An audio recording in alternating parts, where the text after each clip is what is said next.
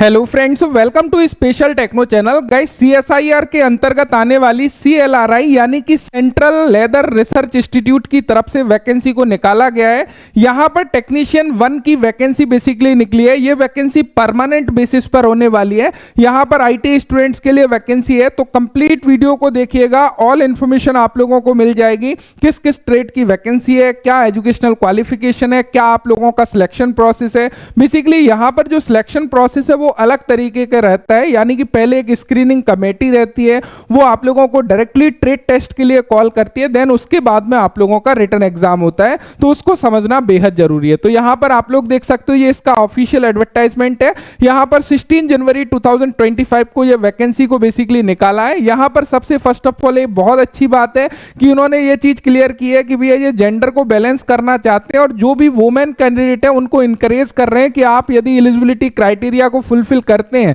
तो डेफिनेटली आप अप्लाई करिएगा। साथ ही साथ जो फिजिकल हैंडीकैप्ड कैटेगरी वाले स्टूडेंट्स हैं उनको भी इंकरेज कर रहे हैं कि यदि आप लोग एलिजिबल है तो डेफिनेटली आपको अप्लाई करना चाहिए। ऑनलाइन एप्लीकेशन फॉर्म आपके स्टार्ट हो चुके हैं 17 जनवरी 2025 से। इसकी जो लास्ट डेट है वो 16 फरवरी 2025 इसकी लास्ट डेट है। यहां पर सीएसआईआर के बारे में डिटेल्स दी हुई है। यहां पर यदि हम लोग वैकेंसी की बात करें, टेक्नीशियन 1 की यहां पर वैकेंसी है। टोटल 41 पोस्ट के लिए वैकेंसी को ओपन किया है इन्होंने।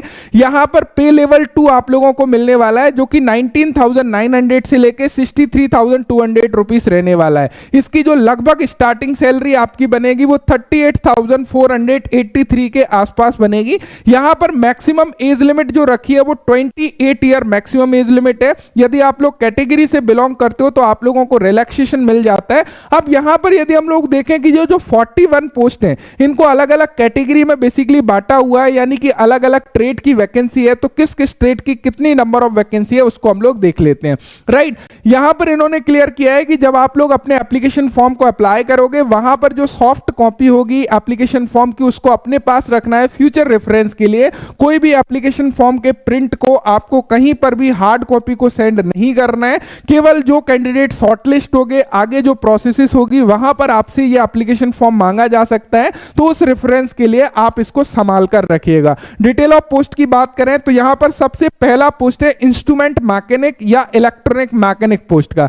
यहां पर यदि हम लोग देखने लगे, टोटल 2 पोस्ट के लिए वैकेंसी को ओपन किया है। एक पोस्ट अनरिजर्व्ड कैटेगरी की है और एक पोस्ट ओबीसी कैटेगरी की है। यहां पर 28 ईयर मैक्सिमम एज लिमिट है। अब गाइस, यहां पर यदि हम एसेंशियल क्वालिफिकेशन की बात करें, 10th क्लास कंप्लीट होना चाहिए। 10th क्लास में साइंस सब्जेक्ट होना जरूरी है और मिनिमम 55% मार्क्स आपके होना चाहिए। साथ ही साथ आईटीआई सर्टिफिकेट यदि इंस्ट्रूमेंट मैकेनिक से है या फिर इलेक्ट्रॉनिक मैकेनिक ट्रेड से आप लोगों ने किया है, चाहे आपका एनसीबीटी है या एससीबीटी है, आप एलिजिबल हो और अप्लाई कर सकते हो। एंड यहां पर 10th क्लास के साथ में वो सेम 10th क्लास की कंडीशन है, science subject minimum 55% marks 10th में होना चाहिए। 2 year full time experience as apprenticeship trainee जिन्होंने किया है इंस्ट्रूमेंट मैकेनिक से या फिर यहां पर इलेक्ट्रॉनिक मैकेनिक से, वो कैंडिडेट अप्लाई कर सकते हैं। या फिर जिनके पास में 3 year work experience in instrument mechanic या इलेक्ट्रॉनिक मैकेनिक ट्रेड से है, वो कैंडिडेट भी यहां पर एलिजिबल है और अप्लाई यहां पर कर सकते हैं। यहां पर जॉब रिक्वायरमेंट वगैरह के बारे में बताया हुआ है, तो वो चीज आप लोग देख सकते हो। नेक्स्ट जो पोस्ट है वो लैबोरेटरी असिस्टेंट की है केमिकल प्लांट के लिए। यहां पर टोटल 7 पोस्ट ओपन की हुई है। मैक्सिमम 28 ईयर बेसिकली रखा गया है। यहां पर जो भी रिजर्व कैंडिडेट हैं, यानी कि जो कैटेगरी से हैं, उनको रिलैक्सेशन भी दिया गया है। 10th क्लास कंप्लीट होने चाहिए साइंस सब्जेक्ट के साथ में, मिनिमम 55% मार्क्स। यदि ITI certificate in library assistant से है या लाइब्रेरी असिस्टेंट केमिकल प्लांट से है, चाहे एनसीबीटी है एससीबीटी है, आप यहां पर अप्लाई बेसिकली कर सकते हो। सेम उसी के साथ में यदि आपने 2 ईयर का अप्रेंटिसशिप किया है इन ट्रेड से, तब भी आप लोग एलिजिबल हो और अप्लाई कर सकते हो। या फिर यहां पर 3 ईयर का वर्क एक्सपीरियंस रिलेवेंट फील्ड से है, जब भी आप यहां पर अप्लाई कर सकते हो। Next trade refrigeration and air conditioning की है। यहां पर टोटल 3 पोस्ट को ओपन किया है। यहां पर भी 10th क्लास आप लोगों का साइंस सब्जेक्ट के साथ में मिनिमम 55% मार्क्स होने चाहिए। एंड यहां पर भी आप लोगों के पास में यदि रेफ्रिजरेशन एयर कंडीशनिंग ट्रेड से आईटीआई आपने की है, आप अप्लाई कर सकते हो। डायरेक्ट 2 ईयर की अप्रेंटिसशिप किया है, जब भी अप्लाई कर सकते हो।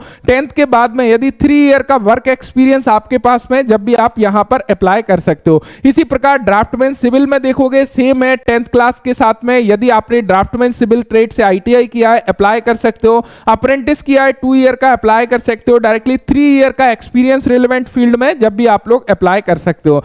एंड यहां पर देखोगे फिजियोथेरेपी की भी 1 पोस्ट निकाली हुई है। यहां पर भी आप लोग देखोगे इन्होंने बेसिकली जो मांगा हुआ है आईटीआई सर्टिफिकेट फिजियोथेरेपी से है, अप्लाई कर सकते हो। 2 ईयर का डायरेक्ट अप्रेंटिसशिप सर्टिफिकेट आप लोगों ने किया है, या full time experience apprentice trainee, या वही अप्रेंटिस सर्टिफिकेट होता है जो डायरेक्टली 2 ईयर का भी हो गया है, वो भी किया है तब भी एलिजिबल हो, या 3 ईयर का वर्क एक्सपीरियंस आप लोगों का फिजियोथेरेपी का है तब भी आप लोग जो है डेफिनेटली अप्लाई कर सकते हो। मेडिकल लैब टेक्नीशियन की यहां पर 1 पोस्ट है। इस प्रकार आपकी रिलेवेंट फील्ड से आईटीआई होना चाहिए तो आप एलिजिबल हो। नर्सिंग का भी यहां पर 1 पोस्ट को ओपन किया है।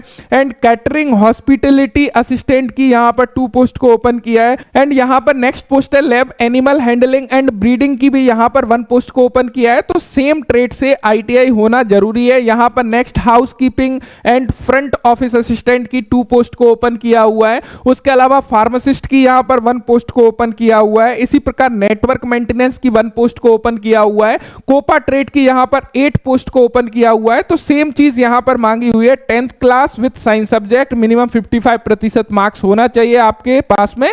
एंड यहां पर कोपा ट्रेड से आईटीआई है, अप्लाई कर सकते हो। डायरेक्ट कोपा ट्रेड से अप्रेंटिसशिप किया है, अप्लाई कर सकते हो। 10th के बाद में 3 ईयर का एक्सपीरियंस है कोपा में तब भी आप अप्लाई कर सकते हो। लाइब्रेरी असिस्टेंट यहां पर 1 पोस्ट आप लोग देख सकते हो। सेम यहां पर सेम क्वालिफिकेशन है सभी के लिए, बस आपकी ट्रेड यहां पर आप लोगों को देख लेना है कि किस ट्रेड में आप जो है डेफिनेटली अप्लाई कर सकते हो। यहां पर मैकेनिक मोटर व्हीकल की भी पोस्ट यहां पर निकाली हुई है। तो 10th class with science subject, minimum 55% marks के साथ में यदि आप लोगों ने मैकेनिक मोटर व्हीकल से आईटीआई किया हुआ है तब आप यहां पर एलिजिबल है, अप्लाई कर सकते हैं। डायरेक्ट अप्रेंटिस किया है तब भी यहां पर आप अप्लाई कर सकते हैं। अब गाइस यहां पर जो फिजिकल हैंडीकैप्ड कैटेगरी है उनके लिए यहां पर कैटेगरी दी हुई है अकॉर्डिंग टू पोस्ट। यदि आप इन कैटेगरी में आते हैं और इन पोस्ट में आपकी वैकेंसी है, आप जो है एजुकेशनल क्वालिफिकेशन रखते हैं, तो डेफिनेटली आप यहां पर अप्लाई कर सकते हैं। पूरी की पूरी टेबल उन्होंने दी है, तो यहां पर आप लोग बेसिकली चेक कर सकते हो। कुछ जनरल बेनिफिट एंड कंडीशंस दिखाई हुई हैं, जैसे कि बेसिक पे के अलावा आप लोगों को dearness allowance, house rent allowance, transportation allowance, वो सारा कुछ आप लोगों को बेसिकली मिलने वाला है। कुछ अदर कंडीशंस यहां पर दी गई हैं, जैसे कि आप इंडिया में कहीं से भी हो अप्लाई कर सकते हो, वो सारी चीजें यहां पर बेसिकली आप लोग देख सकते हो।